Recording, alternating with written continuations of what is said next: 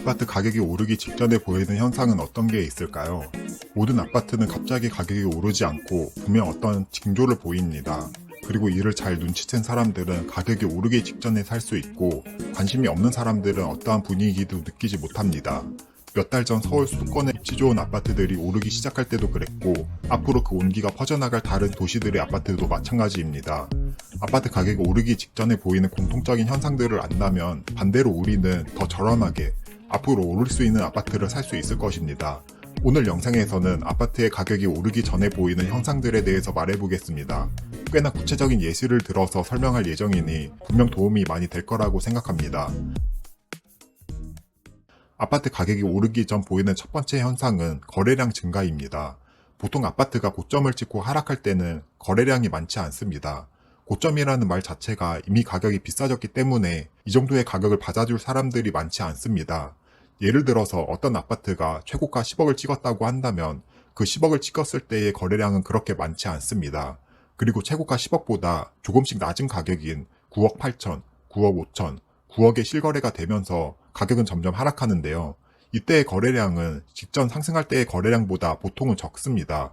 그렇게 가격이 10억에서 7억까지 하락했다고 한다면 그 과정에서의 거래량 또한 적습니다. 그 이후 7억 근처에서 거래량이 점점 증가하기 시작하고 1000만원, 2000만원 조금씩 높게 거래가 되기 시작한다면 그 시점이 바닥일 확률이 굉장히 높고 앞으로 오를 만한 신호라고 보시면 됩니다. 한 가지 예를 들어서 잠실의 리센츠 아파트를 보겠습니다. 2021년도에 고점을 찍을 당시에는 거래량이 많지 않았습니다.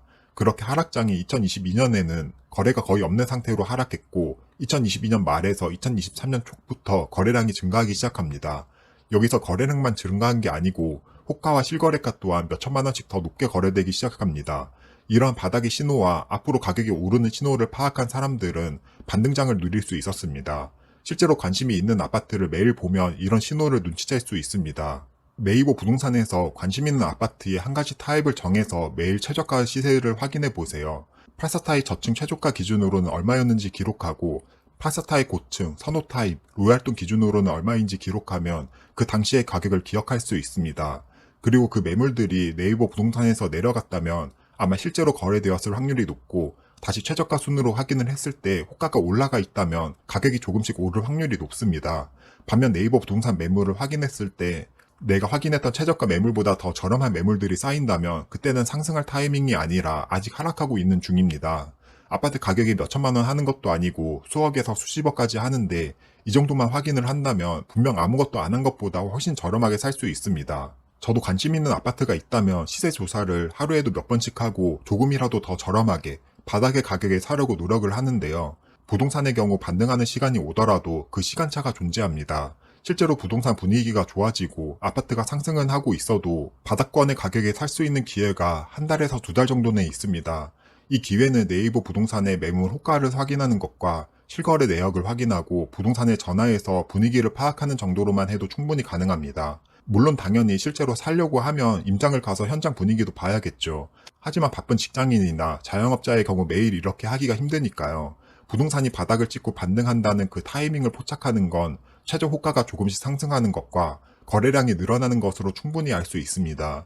아파트 거래량이 증가하기 시작하고 호가 또한 조금씩 올라간다면 꽤나 확실하게 아파트가 오르기 직전에 보이는 현상이라고 할 수 있습니다. 아파트 가격이 오르기 전 보이는 두 번째 현상은 상급지의 시세 변화입니다. 여기서 상급지는 조금 넓은 범위의 상급지가 있고 좁은 범위의 상급지가 있는데요. 넓은 범위의 상급지란 화성의 동탄신도시보다 수원의 광교신도시가 상급지라고 할 수 있고 좁은 범위의 상급지는 화성의 동탄신도시 안에서도 동탄역 역세권 시범단지가 동탄 호수공원 근처에 있는 아파트보다 상급지라고 할 수 있습니다. 같은 경기도권에서 아파트 가격이 상승할 때는 더 상급지부터 움직입니다. 더 상급지인 수원의 광교신도시가 화성의 동탄신도시보다 더 빨리 상승합니다. 그럼 내가 관심 있는 곳이 있다면 그보다 더 상급지인 아파트의 시세를 확인하면 됩니다. 더 상급지인 아파트가 상승한다면 한두 달 내에 내가 관심 있는 아파트의 가격도 상승할 확률이 높게 되는 거죠. 지금 보시는 그래프는 수원 광교의 자연의 힐스테이트 아파트와 동탄의 시범 하나 꿈에 그린 아파트의 시세를 비교한 그래프인데요. 2023년 11월 광교의 자연의 힐스테이트 아파트는 바닥을 찍고 12월에는 반등했습니다. 반면 동탄의 한화 꿈에 그린 아파트는 2024년 1월까지 하락한 것을 볼 수 있습니다.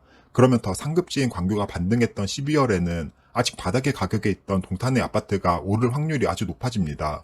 그리고 그 이후 실제로 동탄의 아파트도 2024년 2월부터 반등한 것을 볼 수 있습니다. 이렇게 넓은 범위에서 상급지 아파트의 시세를 파악한다면 더 하급지의 아파트의 시세가 어떻게 움직일지를 알 수 있습니다. 이 방법은 좁은 범위의 상급지에도 마찬가지로 적용되는데요. 동탄 이신도시를 예로 들어보면 동탄의 경우 동탄역에서 가까울수록 상급지입니다. 동탄 심업단지 위주로 설명하자면 동탄역에서 도보로 이동 가능한 운암 퍼스트빌, 더샵 센트럴시티, 한화 꿈의 그린 아파트가 가장 상급지인 아파트이고 도보로 이동하기에는 조금 먼 시원 리슈빌, 대원 칸타빌, 예미지, 호반 서밋으로 갈수록 하급지 아파트입니다. 여기에도 똑같이 상급지 아파트 시세를 따라가는 원리를 적용해보면요. 더 상급지인 운암 퍼스트빌, 더샵 센트럴시티, 한화 꿈의 그린 아파트가 시세가 상승하고 있다면 더 하급지인 리슈빌, 예미지, 칸타빌, 호반 서밋 아파트의 가격도 상승하게 될 확률이 높아집니다. 부동산의 경우 실제로 온기가 하급지까지 전해지는 데는 시간 차이가 꽤 있습니다. 상급지 아파트 가격이 상승하는 것을 보고 더 하급지 아파트를 사도 늦지 않습니다. 투자나 내 집 마련이나 가격이 하락하면 힘들 수밖에 없습니다. 최대한 잃지 않은 투자를 하려면 감으로 투자하거나 대충 이 정도면 저렴한 것 같다라고 투자하는 것보다는 확실한 데이터와 지표를 가지고 투자한다면 잃을 확률이 줄어들게 됩니다. 그리고 확실한 방법은 더 상급지인 아파트의 시세를 보고 산다면 확실히 잃지 않을 수 있습니다.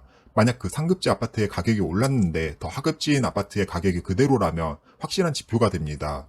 이 기간도 한 달가량은 있기 때문에 시세 모니터링을 잘하고 매일 관심있게 본다면 충분히 기회를 잡을 수 있습니다. 이제 부동산 공부를 시작했다거나 무주택자인 분들은 어렴풋이 알 것 같긴 하지만 실제로 경험을 해보지 못해서 진짜 이렇게 되는지 의아해할 수도 있을 것 같습니다. 그래서 제가 추천하는 방법은 지금 관심 있는 지역을 정하고 내가 살고 싶은 아파트 단지 몇 개를 골라보세요. 그리고 매일 아침, 점심, 저녁으로 이 아파트들의 네이버 최저 호가와 실거래를 확인해 보는 겁니다. 최저 호가는 네이버 부동산에서 확인하면 되고 실거래도 네이버 부동산이나 호갱노노에서 확인하면 됩니다. 그리고 최저 호가가 더 낮아지는지, 실거래가 더 낮게 찍히는지, 아니면 최저 호가가 점점 높아지는지, 실거래 또한 더 높아지는지를 관찰해 봅니다. 여러 아파트들을 이렇게 관찰하다 보면 어떤 시점에 거래량이 증가하면서 최저 호가와 실거래가가 점점 높아지는 것을 볼 수 있습니다.